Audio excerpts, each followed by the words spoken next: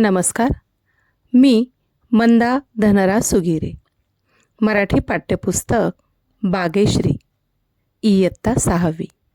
कविता झुळूक मी व्हावे. कवी आहेत श्री दामोदर अच्युत कारे. कवी झुळूक मी व्हावे ह्या कवितेमध्ये कवी एका झुळकीच्या रूपाने निसर्गाशी एकरूप होण्याची इच्छा व्यक्त करतात. ते म्हणतात की जशी झुळूक मंदपणे वाहते तसे त्यांनाही निसर्गामध्ये शांतपणे वावरायचे आहे. झुळूक म्हणजे थंडगार आणि हळूवार वाहणारी हवा. झुळूक कधीही वेगाने वाहत नाही, ती नेहमी हळूवारपणे वाहते. याच पद्धतीने कवीला निसर्गाच्या प्रत्येक गोष्टीशी एकरूप व्हायचे आहे. झाडे, वेली, फुले, पक्षी यांच्या सोबत राहायचे आहे. झुळूक सर्वांना शांत आणि शीतलता दाखवते. कवीलाही शांत आणि समाधान अनुभवायचे आहे. ही लहानशी झुळूक सर्वांना आनंदित करते. कवीलाही आनंददायी बनायचे आहे. झुळूक होऊन कुठे कुठे फेरफटका मारावा याचे सुंदर वर्णन कवी दामोदर अच्युत कारे यांनी झुळूक मी व्हावे ह्या कवितेमध्ये दिलेलं आहे. कवी ह्या ओळीत वाटते सानुली मंद झुळूक मी व्हावे, घेईल ओढ मन तिकडे स्वैर झुकावे. ह्या ओळीमध्ये कवी असे सांगतात की मला वाटते एक लहानशी झुळूक मी व्हावे आणि जिकडे माझे मन ओढ घेईल तिकडे म्हणजे स्वच्छंदीपणाने मनमोकळेपणाने मला बागडायचं आहे, मला जायचं आहे. झुळूक होऊन कधी त्यांना वेगवेगळ्या ठिकाणी जायचं आहे. कधी बाजारी, कधी नदीच्या काठी, कधी राईत वा पडक्या वाड्यापाटी. हळू थबकत जावे कधी कानोसा घेत, कधी रमत गमत वा कधी भरारी थेट. झुळूक होऊन कधी कवीला बाजारात जायचे आहे. झुळूक होऊन कवीला कधी नदीच्या काठी फिरावंसं वाटतं. कधी राई म्हणजे आंब्याची बाग किंवा आमराई, तर कवीला आमराईत झुळूक होऊन भटकायचं आहे. तर कधी कवीला जुन्या पडक्या वाड्याच्या पाठीमागे सुद्धा भटकायचं आहे. हळू थबकत जावे कधी कानोसा घेत, कधी रमत गमत वा कधी भरारी थेट. कधी कधी कवीला कानोसा घेत जायचं आहे, थांबत हळूच कानोसा घेत जायचं आहे. तर कधी कवीला छान रमत गमत आणि कधी अगदी भरारी, पक्षी कसा सरळ झेप घेतो अगदी त्या पद्धतीनं झेप घेत कवीला सूर मारायचा आहे. लावूनी अंगुली कलिकेला हळूवार, ती फुलुनी बघे तो व्हावे पार पसार.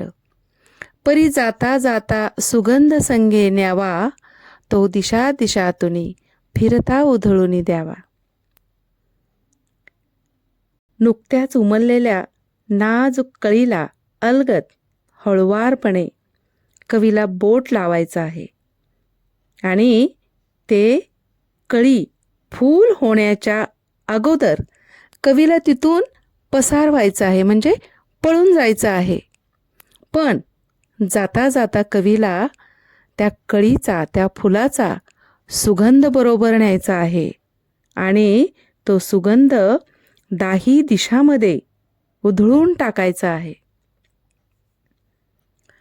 गाण्याची चुकली मुकली गोड लकेर, झुळझुळ झऱ्याची पसरावी चौफेर.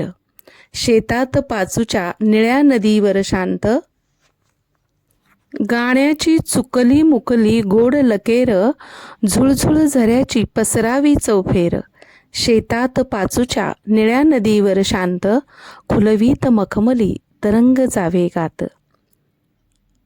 झुळझुळ वाहणारा झरा जणू खळखळ खळखळ असं गाणे गात वाहत असतो. त्याच्या गाण्याची नकळत उमटलेली मधुर तान चोहोबाजूंना पसरून टाकावी असं कवीला वाटत आहे. ते कसं तर झुळूक होऊन. तर कधी पाचूच्या हिरव्यागार शेतात किंवा वेगवेगळ्या पिकात कवीला नदीच्या शांत मखमली लहरी उमटत जावे असे वाटते. हिरे, माणिक, मोती हे जसे रत्न आहेत त्या पद्धतीनं कवीला निसर्गाचा आवाज गोड झुळूक बनून पसरवायचा आहे. झरा वाहताना मंजूळ आवाज येतो, तो आवाज गोड आवाज झुळूक बनायचा आहे कवीला. हिरव्यागार शेतामध्ये कवीला पाचू बनून फिरायचं आहे.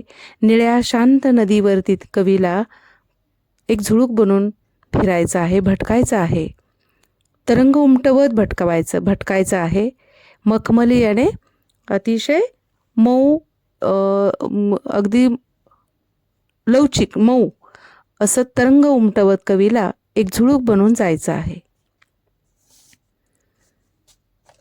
वेळूच्या कुंजी वाजवूनी अलगूज, कणसाच्या काणी सांगावे हितगुज.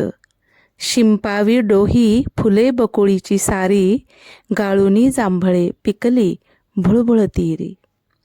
वाऱ्याची मंद झुळूक होऊन कवीला वेळूच्या वनात म्हणजे बांबूच्या वनामध्ये बासरी वाजवून कानाला सुद्धा मंत्रमुग्ध, कानाला सुद्धा काहीतरी हितगुज सांगायचं आहे, खुश करायचं आहे त्यांना. म्हणजेच वाऱ्याच्या मंद वाहण्याने वेळूच्या वनात एक श्रवणीय मंजूळ आवाज तयार होतो. तो आवाज अलगूज एक बासरीप्रमाणे कवीला व्हायचं आहे. तसंच डोहाचं स्तब्ध पाणी सुगंधाने आणि फुले शिंपणाच्या हालचालीने कवीला ते जागं करायचं आहे. कवी ते जागं करण्याच्या किंवा त्यांना त्या पाण्याला कवी झुळकेच्या रूपाने हलवायची इच्छा कवीला होते. मुक्तपणे वाहणाऱ्या या झुळकेला झाडावर आकुळ पिकुळ झालेल्या बकुळीची फुले शिंपायची आहेत.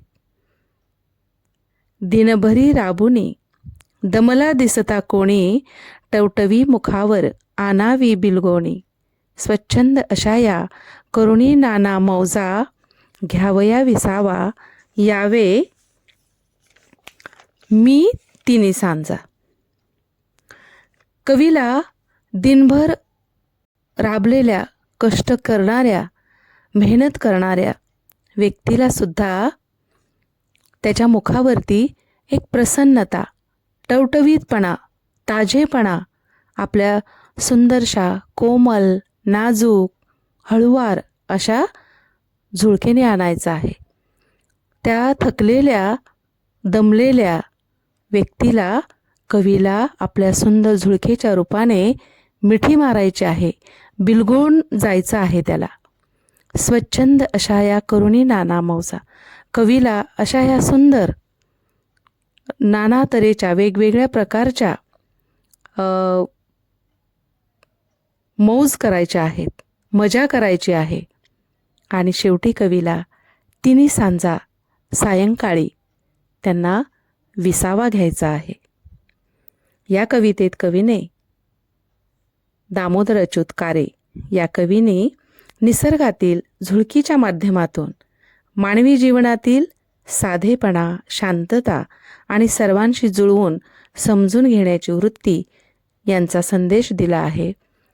आणि निसर्गाशी आपण एकरूप झालं पाहिजे हे कवीने सांगण्याचा प्रयत्न केला आहे. धन्यवाद.